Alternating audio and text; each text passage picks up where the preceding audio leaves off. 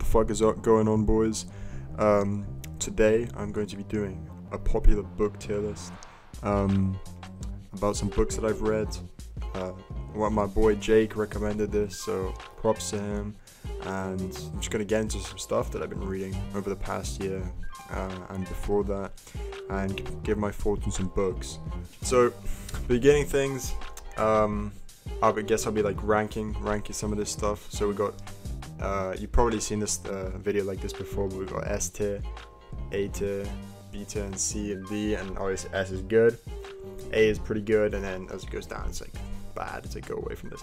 So starting off with something that I actually read pretty recently, we have, I don't know what the author is called, but I Am Legend. You might have heard of this, this film. It's like with Will Smith. It's pretty good. The book's pretty good. I think I heard the movie's actually pretty terrible. So very good book though. I'll probably put it in, I don't know, either S or A tier. I feel like we might have a lot of S tiers, but I'll probably say high A tier. So goes hard. It's basically about this dude who is the last guy, not to spoil anything, but the last guy on the earth, and he's kind of pretty lonely. He's just trying to survive, but he reaches like a conclusion. It's like, well, what's the point of surviving? Like, what am I even surviving for? Very existential, very deep. A lot of interesting themes explored in I Am Legend, and I think a lot of people will enjoy. And that I'm not going to spoil it, of course. The ending is very good, and you know, the title, it does have relevance, you know, to what the story is about. Yeah, that's what you say that. So I mean, I'm seeing this one. I guess get this out of the way. We have The Art of War by Sun Tzu, and it's a very strong book. I remember a while back one of my friends was reading it, and I was like, hey, I've seen this book as well, and I thought about reading it. And I was like, do you recommend it? I was like, is it like philosophical or something? Because I was really into philosophy back then. And he was like, well, it's a war treatise. He's like a general. He's talking about war and stuff. And it does, of course, talk about war, sort of war strategies. So I don't know if you're planning to like invade a country or something. This one's definitely for you. But I think there's also a lot of very interesting philosophical ideas in it. And the fact is that like this has influenced so much like war tactics, war strategy over the years. And very influential is what I'm trying to say, and there is stuff from that you can apply to your own life, I'd definitely say. So I have to put Art of War by Sun Tzu in the S tier, just for its influence. Short book as well, and I think most people, if they don't get something out of it, at least they'll find it very interesting, and you'll see. I understand why this is such a big thing. Next we have Gone Girl by Gillian Flynn. You guys might have seen the film by David Fincher, Gone Girl. Amazing film. I really enjoy the film, and the book is also very strong. Gillian Flynn actually wrote the screenplay for Gone Girl, the film, and she is a very strong writer, for sure. Like all these plots, it's very like woven together. It's just a very good book. I don't know what to say. It's all like mystery, suspense. Definitely one of my favorite like you know, movie adaptation sort of books. It's very good. I'll probably put it in A tier. Alright, so next we have, I can't actually read this one, but I think that's like Inferno by Dante. So I think a lot of people have heard of like Dante's Inferno, the Divine Comedy and stuff, and I actually have the whole of the Divine Comedy, which if you don't know, if you're aware of, you know, Dante's Inferno, it's basically he wrote this sort of poem about it's like this journey through hell, then he goes through purgatory and into heaven, and then he meets like his loved the woman he loves, which it's basically like Dante inserted himself in the story. But yeah, the Divine Comedy is all three of these. I just put Inferno on the list, but I think some people might disagree with me here, but hey, I've actually read Inferno. I didn't like Inferno. I like the ideas that Inferno explores. It's very interesting, but Inferno, as like reading it, like, dude, like you can barely get anything out of it. Like I don't enjoy poetry that much. Again, I'm not saying it's bad, but like it's not fun at all. And I don't think personally when I'm reading through it, I don't think I'm really extracting anything of value. You know, it's kind of like just a slog to get through. And I did read the whole of Inferno, and I do plan to go through the rest of the Divine Comedy, but I'm acknowledging there's value within it, but it's just not applicable to me, and I don't find it enjoyable. So I'm gonna have to whack Inferno in the T tier. All right, next, we have The Sorrows of Young Werther. I don't know, you might have not heard of this one, but I really like this book because, to an extent, it really reminds me of like the sort of unrequited love that a lot of people might have like experiences of. And it was written a while back, like I believe The Sorrows of Young Werther was written like in the late 18th century by this really I read actually a lot about him. He was a really influential like German figure at the time. He was still very young, and it's a similar thing as Inferno, actually, because it was very inspired by his own life. It's basically this young man who falls in love deeply with this woman, and she's married, and the sort of heartbreak he endures dealing with that. And I think a lot of people will find this very interesting. I find it very interesting. I think the themes it explores is very interesting. It's not a long book as well. It's like 100 pages. It's a very good German classical book, sort of. And there's a lot. There's definitely a lot you can get from it. So I'll probably put it in, I don't know, probably high B tier, because there's a lot to get from it. But I think on a, it's sort of written in these like letter. It's like he sends letters over to people, and it's an infatuation with this girl. Thematically, it's very interesting, and I'd still recommend you give it a read if you find it interesting. But I think for some people, it might be a bit surface level, you know. Next, we have everybody's favorite, character. I don't know how to explain it. American Psycho, guys. So, American Psycho. I read this a while back. I think I watched the movie. I might have watched the movie, and then I started reading the book by Bret Easton Ellis, and it was difficult to get through, I'll tell you that. It's a lot of the stuff he talks about, the themes it explores, are very interesting, and I think Bret Easton Ellis is trying to say something with it.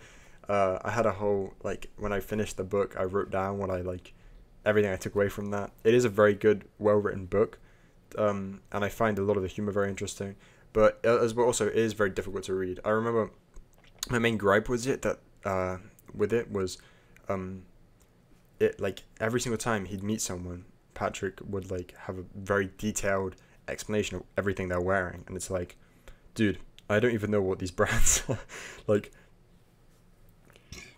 and he's just explaining all this, and he's, like, wearing, like, a Ralpho Giovanni watch, and, like, a shirt, and, like, tuckered, like, dude, I don't know what this is, basically, and it very, like, dragged it, and I kind of get, like, oh, it's, like, satire, it's, like, because he cares that much, these people care that much about clothes or whatever. There's some very interesting things. It is a very good book. I say if you find that sort of thing interesting, if you watch the movie, maybe, and you are interested in this sort of, like, yuppie culture during the 80s and the 90s, I'd recommend it. I think it's not the violence of American Psycho as well. It is very prominent. It's something else I'll mention. In the first 100 pages, there is actually no violence at all. Not to spoil it, but it gets more and more increasingly very violent, and it's very unpleasant to read. It's very disturbing.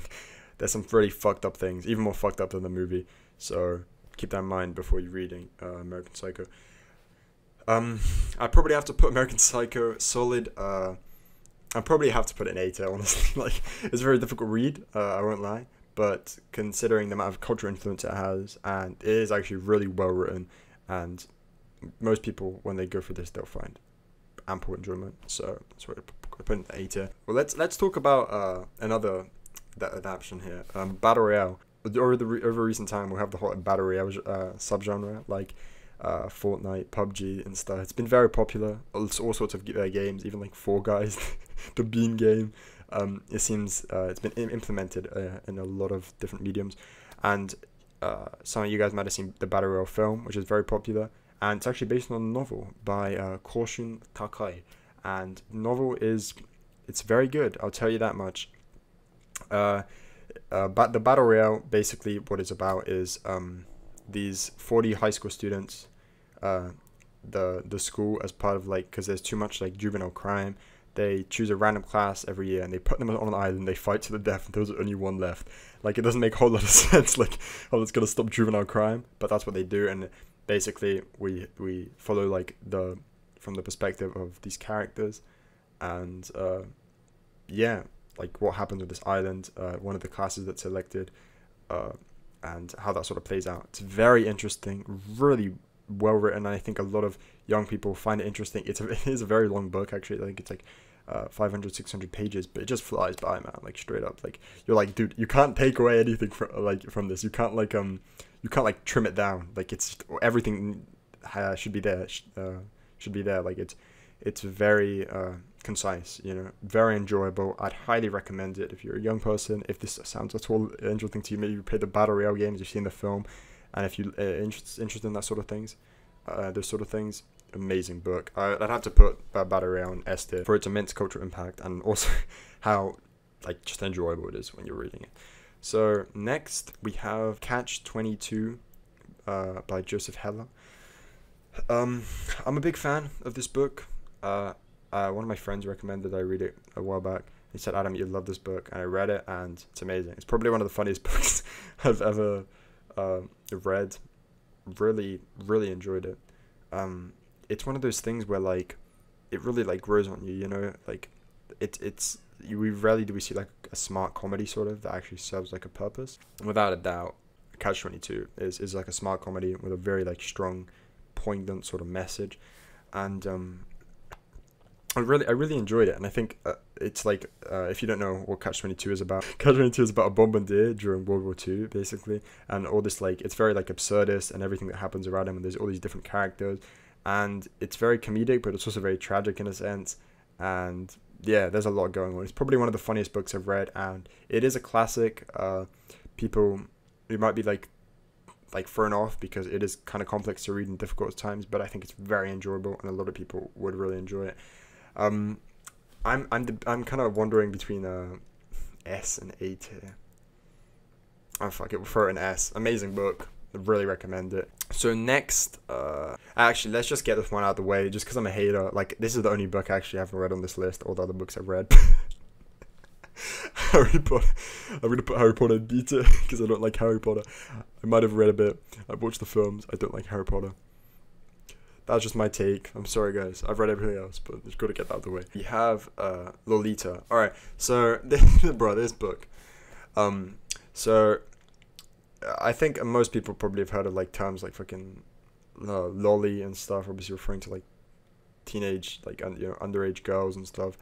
And where all of this came from actually was Vladimir Nabokov's, I think, 1953 novel Lolita, which is about a middle-aged man who takes interest in a 12-year-old girl, and he's a pedophile. He has an attraction to underage girls, and this book is very famous, and it caused a lot of controversy, and it still does cause a lot of controversy, and it's, I don't know what to say. I wanted to read it because I was curious. Some people say it's one of the best books of all time. I didn't think so. Like I didn't enjoy it that much at all. Like it's written from like an unreliable narrator perspective, which makes it very difficult. It's like to follow what's even going on, and besides the fact that obviously it's very uneasy, like the subject matter. Yeah, it's just not a fun book. If you really find this interesting, I think Vladimir Nabokov is a talented writer, but like this is just I personally didn't enjoy reading it, and it's very unpleasant. So I'm gonna put it in D tier. All right, next we have The Great Gatsby. Let's talk about The Great Gatsby. So I was just saying there's a gap in like C tier here. So I'm gonna just put the Gatsby here right already, and I'll explain myself retroactively. But The Great Gatsby is obviously a very popular book written by F. Scott Fitzgerald, made into multiple films, and personally I remember reading it back like 2 years or so. It wasn't 2 years actually, it was like early last year, I think I remember. And it's not a long book, it's like like 150 pages. I think the prose that F. Scott Fitzgerald writes in just doesn't interest me. It feels like simplistic, but also like I'm not getting anything important out of it, you know? And I wasn't engaged at all during it. Like, and putting it not in detail because I understand like it has a lot of cultural impact, but just personally, I just could never get into it that much. Like, I just didn't enjoy it as a book that, and I can see there are some very interesting things about it. And I'm not saying he's a bad writer. He's talented. He was talented, but just didn't jive with me personally. All right, next I'm going to talk about 1984. Right off the bat, 1984 goes super hard. If there's any of the books here you should read, like classical books, I'll probably give it to 1984 and a few others. I mean, an Esther, but 1984 is honestly an amazing book. I remember even when I was really young, like 10 or 9, one of my teachers talked about 1984, and I was like, dude, like, that sounds super interesting. I want to read that. She was like, you're too young. And I was like, what do you mean I'm too young? I can read 1984. I read it recently, like 2 years ago or something. And amazing. Just everything that 1984 tackles is, like, so well. It's so well written. It's so engaging. It's so, like, the themes it has. George Orwell is an amazing writer. I love 1984 and Animal Farm. You know, his two most popular books. Just it's great. It's people call it a classic. Everyone loves this book, and it's worthy of it. One thing I'll say is, it gets very difficult to read towards the end. It's one of the most, like, soul-crushing books I've ever read, but that doesn't really take away from, you know, what it's trying to say and the enjoyment. So yeah, just put it easy S tier.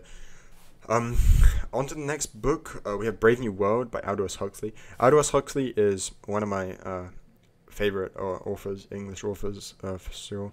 So this book is very much in the vein of 1984, but it was actually written, I believe, 20 years before 1984 came out, and it's a very sort of similar dystopian story, and it's about this, like, society that very much accepts, like, casual sex.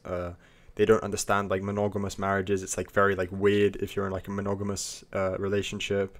It's all, like, you know, it's all, like, casual, and they give drugs to people to keep them happy, and it's all very eerie because a lot of people draw this comparison. They'll say, we don't live in the world of 1984 yet, you know, with the totalitarian regimes, but Brave New World is very much, you know, we live in that. And Aldous Huxley has so many ingenious ideas that he, like, brings up, like the idea of the alphas, the betas, and then the second class of people, which are the omegas and the epsilons, I believe, which was, like, there's a dialogue which I still remember, which one of the girls, one of the characters, she says, I can't imagine being, like, an epsilon, which are the lower strata of people, you know, having to work this mind-numbing work. Like, I'd probably kill myself. And then the man replies to her, he says, well, that's easier for them. Just cut, like, how we are intelligent, and we need something to stimulate our mind. They would find it difficult if they had to do work where they actually required to use their mind. And just this sort of, like, class implicit. They obviously have an explicit class system in Brave New World, but in our real world, it's implicit. You know, there are people like that, but it's obviously just not said outright. And just so much of the stuff that Aldous Huxley brings up is so interesting. Just it's such an interesting world that he crafts. I had some difficulty reading this because it's very idiosyncratic, like his writing style. But compared to 1984, for example, it is very different. And I think there's a lot to get out of this. And in the genre of sort of dystopian fiction, Brave New World is definitely high up there. It's an amazing book, and I'd recommend you give it a read if you're interested in this sort of stuff. I'd have to put it in A tier.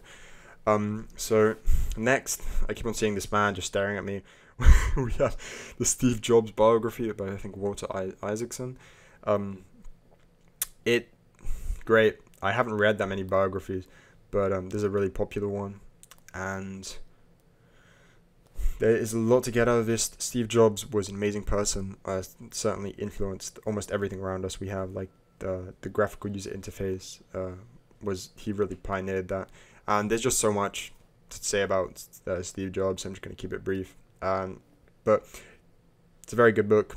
I greatly enjoyed reading about Steve Jobs, and I think the Walter Isaacson does it, like, a good job of summarizing his achievements and putting it in a very, like, readable format, like a story. So yeah, I'll probably have to put that in.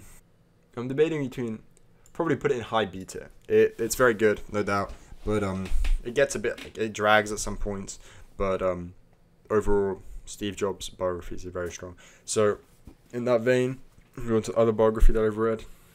We have, of course, Elon Musk. by I think Ashley Vance, who wrote this book. Yeah, this book goes super hard. Because I think I probably enjoyed this more, the Elon Musk biography over the Steve Jobs one. They're both incredibly interesting figures to read about, and I'm greatly influenced by them, like inspired by them. Just amazing people, very influential people. But I don't know. I probably still put it in beta. It's great. I don't know if biography is exactly my sort of thing, but I find it very interesting. I'm just more of a fiction guy, I guess. But yeah, for sure, these are both excellently written biographies. If anyone's interested in checking them out, very very well written. It's just I mean, B's not that low. Like B's like alright, you know. B's like pretty good in my eyes, I guess. So yeah, I'd recommend you check that. I found that interesting. So obviously the elephant in the room. You can see it on the shirt. I talk about Game of Thrones by George R.R. Martin. A Game of Thrones.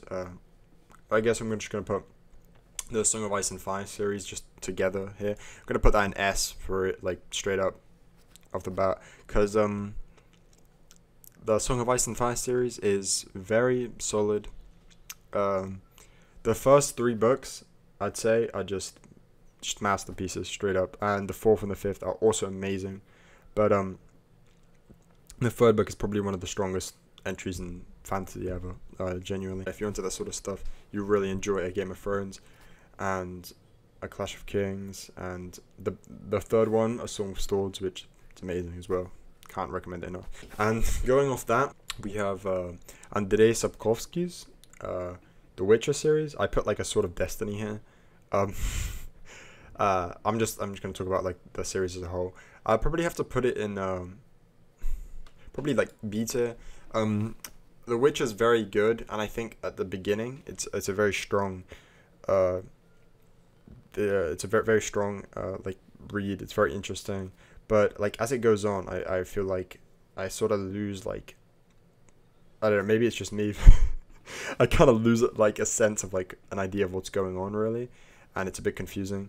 They're good books, but I don't know. I don't know. I think George R. R. Martin's writing style just makes more sense to me personally. I always like when I'm reading that, I'm just like, dude, it's people say it's complex. I don't even find it complex. Like Game of Thrones, I find like the Witcher series complex, but like just complex to follow. If anything, like it's just confusing. I'm like, who is this character? Who is this person?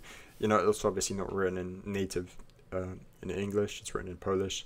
Maybe it's in translation, and maybe it's not meant for a Western audience like that. But if you are interested in fantasy, The Witcher is very solid. I'm just speaking from personal experience as it's going on. I'm following less of what's going on. I think I've read up to the 4th book in the main series, so I only have the last one, which I think is The Lady of the Lake left. So yeah, let's talk about some philosophy again. We have The Prince by Niccolo Machiavelli. I'm gonna throw this one to Esther off the bat. Yeah, The Prince is just amazing. There's so much. People say it's like a guide to being evil and how to like manipulate people.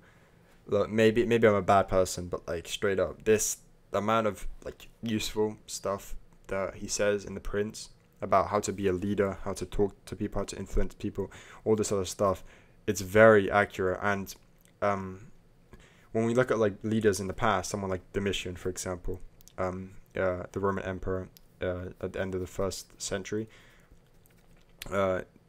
he was looked at as like sort of like a benevolent dictator, in the sense that like Machiavelli mentioned this in the book, because he said, well, if you play by the rules, right, and you're a good guy, there's the bad guy's not going to play by the rules, you know, so you just get like crushed. So he said, well, you need to know what game you're playing, and most of the time in politics and war, you know, you can't play by the rules or you're just going to lose. And I think there's a lot of very valuable advice. Machiavelli's whole sort of thing is like, you know, don't be the nice guy, because the nice guy just gets stomped on, and it's valid. You know, I want to summarize it. Very, very interesting, and I think it's, again, The Prince is like 100 pages long. Anyone could really read it.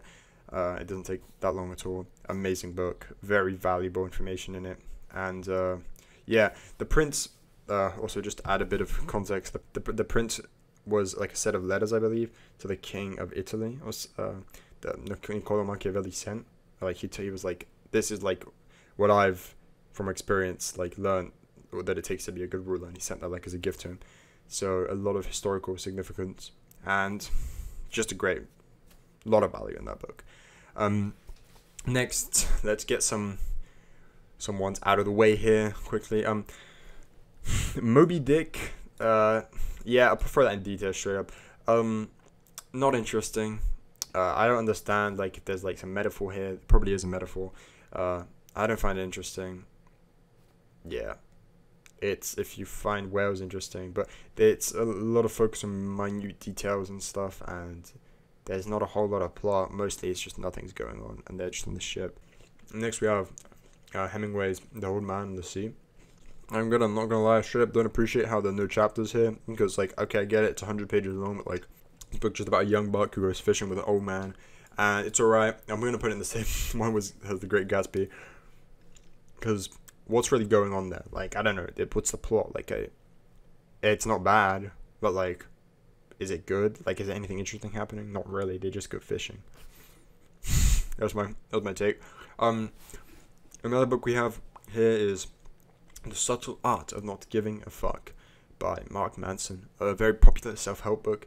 I read this, like, I actually listened to the audiobook of this a while back. It's only like 5 hours long. I just listened to it while I was working.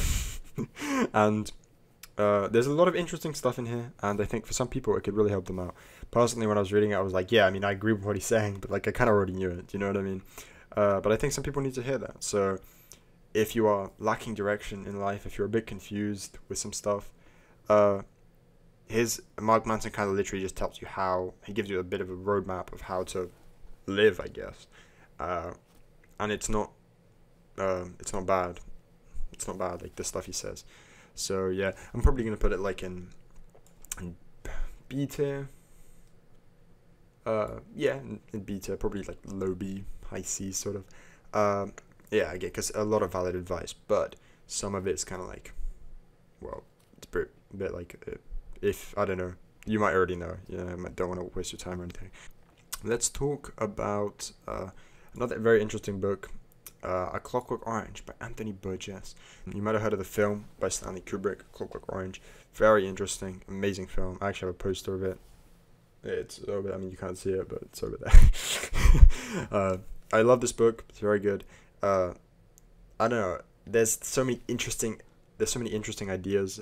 Like the way he even uses language. Anthony Burgess uses a language in this. Like, he combines, like, Russian with, like, English, and it's wild, honestly. Like, and there's a lot of very nuanced and interesting ideas being explored in this book. It's also very violent. I think I read these around the similar time that I read American Psycho, and I really enjoyed it. It's not a very long book. It's like 150 pages. I think it's like counts as like a novella or something, right? But, like, I'd recommend it if you're interested in that sort of stuff. It's very similar to something like American Psycho, similar messages, and yeah, I'll probably throw that in A tier. Next we have Jordan Peterson's 12 Rules for Life. This is a very solid book. Again, sort of like self-help. Yeah, compared to Solar, I'll probably say it's like a notch above, so I'll probably throw it in A tier. It's very good. Again, Jordan Peterson kind of likes to, like, ramble about some stuff. Some chapters are very, very strong, like the chapter about how to raise children. It's amazing. I made me think about a lot of things. I don't have children, but, you know, in the future, I plan to have children. So, it's very insightful. A lot of very interesting things Jordan Peterson covers in here. And you've probably seen some of his, like, lectures online or podcasts or something. And he's a very interesting person, and I think he gives some very solid advice to people lacking direction. Next, we have one of my favorite authors. We have Woman by Charles Bukowski, and I'm kind of just going to talk about, like, the whole Henry Chinaski series as a whole, which he basically just wrote like an autobiography, like semi-autobiographical, I guess. But yeah, the whole Henry Chinaski series basically it just goes over, like, his whole life from after, like, during sort of the 50s, the 40s, after the, you know, during the Second World War, after the Second World War, during the 50s, 60s, and then 70s.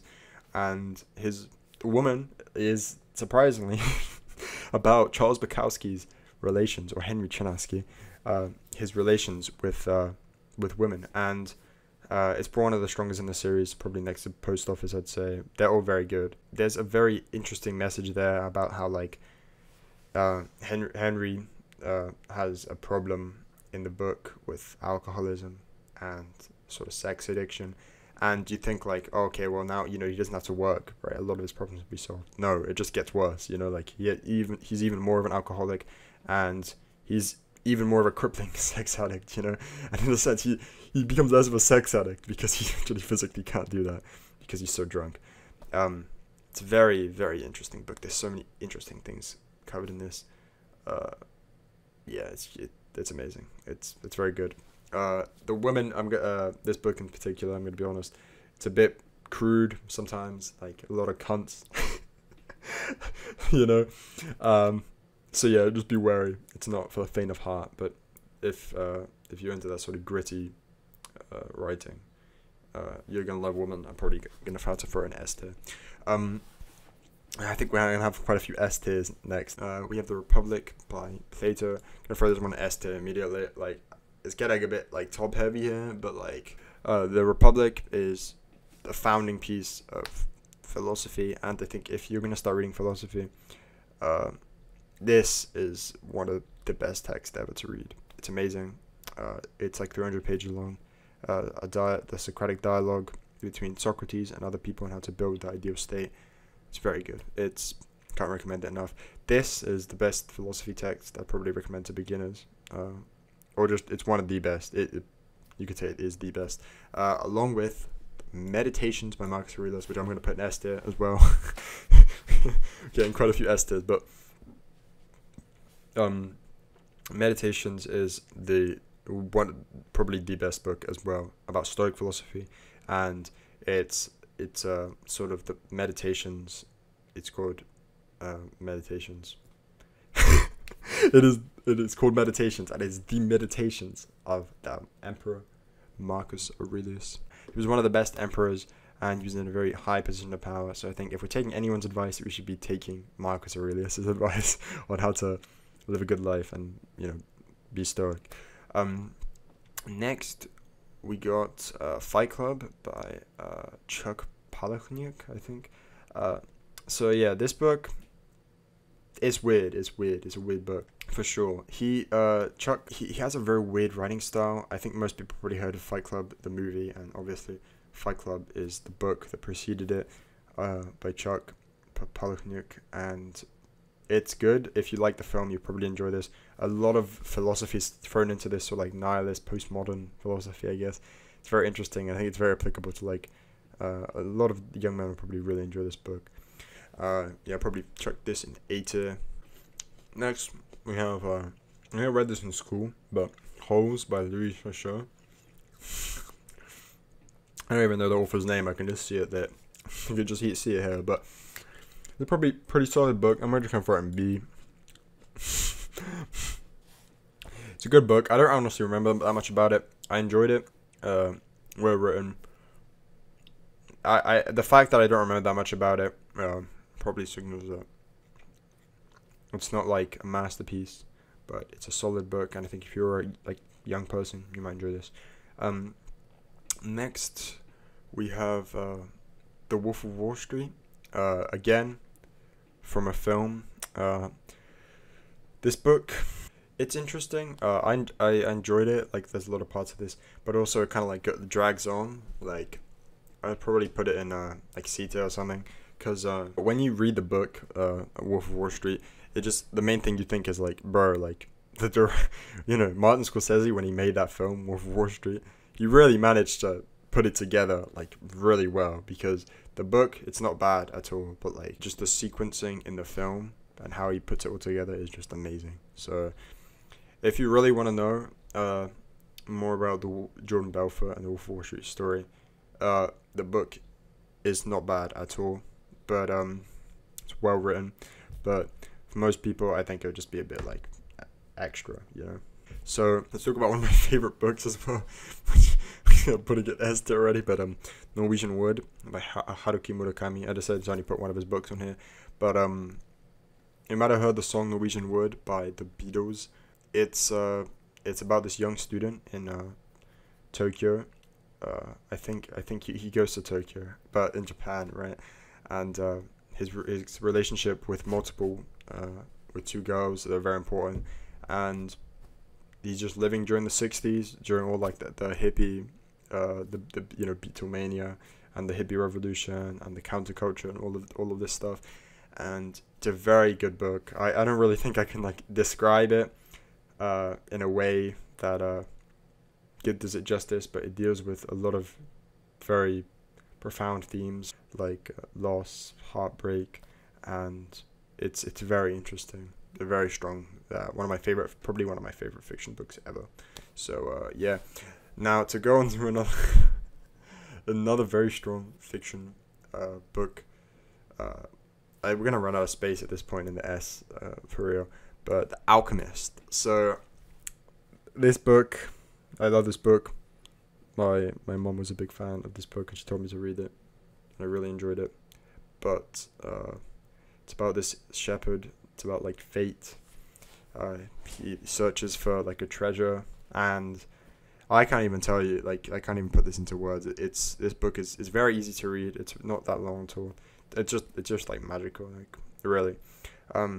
Those two books almost feel like they're not even like a part of this like realm in a sense. It's very odd, but yeah. I'm gonna next we have like Catching the Ray. I'm just gonna put this in C tier from off the bat, because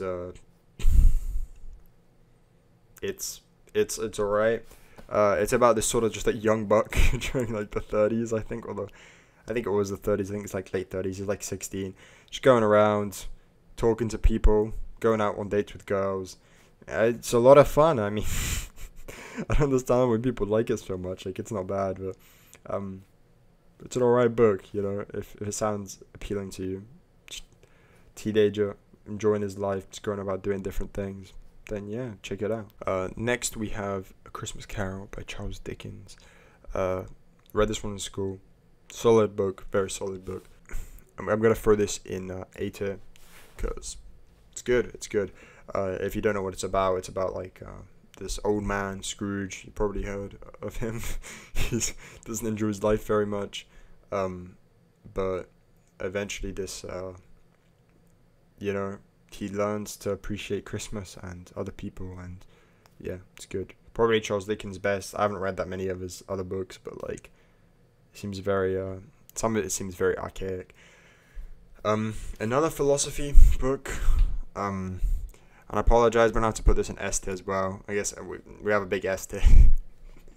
But Beyond Good and Evil by Nietzsche. Let's be conservative and put it in A tier. All right. I think I have another book in mind for S tier, but Beyond Good and Evil by Nietzsche. Friedrich Nietzsche, amazing book. One of his strongest philosophy books. One of the strongest philosophy books I've read, modern philosophy books. It tackles a lot of very interesting themes of morality. I think Nietzsche really made me think about morality when I was reading his books, and how nuanced morality is and how it's very complex. And this and Beyond Good and Evil, of course, the book, and on the genealogy of morality, which again very similar, is their strongest books. And I think the title Beyond Good and Evil in itself is basically just talking about this, because he's saying, well, what if we go beyond good and evil and we try and look at objective morality and sort of like where morality stems from. And Nietzsche talks about Judaism, Christianity, and like how all our morals kind of come from that, before it was the aristocratic. There's a lot to talk about here. If the sort of stuff interests you, then I'd really recommend checking out Nietzsche, Beyond Good and Evil, on the genealogy of morality. Amazing books. Next we have Sapiens by Yuval Noah Harari, A Brief History of Humankind. Strong book. I actually enjoyed this one quite a bit. I'll probably put it like B tier. Yeah, it's not at all bad. I think a lot of it was kind of like, wow, yeah, and also bro's sort of argument was just like the agricultural revolution and its consequences were a disaster for the human race, and I'm just like, okay, but like, I don't know if I can. It's got a bit like, sounds like a bit like the Unabomber, right? But not the industrial, the agricultural. The Unabomber is a whole other topic, but yeah, he obviously Harari does have his agenda, and some of the stuff he talks about are a bit like nonsensical. But I think overall he talks about some very interesting stuff, and I think if you want to get like, if you just want to expand your horizons, maybe you don't know where to start. It's a very good like overarching sort of book. Yeah. The only thing is a lot of it, again, similar thing with like the subtle art of not giving a fuck, is that some of it's kind of like, well, yeah, maybe I already knew that, and yeah, in that case, if you think you might be aware of some of the stuff he's talking about. And the final book we have, Fyodor Dostoevsky's Преступление и наказание, Crime and Punishment. Straight in Esther here. It's good. It's amazing. It's one of the strongest books I've ever read. It's fiction. It's an analysis of morality, again, like Nietzsche, like crime, of people. It's just, there's so much. Honestly, I can't recommend Crime and Punishment enough. It's an amazing book by Dostoevsky. The Russian classics, it's very good. People hail it as one of the best books of all time, and I think it's high up there. And if it sounds interesting to you, I'd really recommend it. It is difficult to read, I won't deny that, but it's definitely worth it. So yeah, that was the popular book tier list, or at least the ones that I've read. Tell me if you guys agree with my list. If you've read any of these books, what do you think of them? And yeah, thanks a lot for watching, and I'll see you in the next video.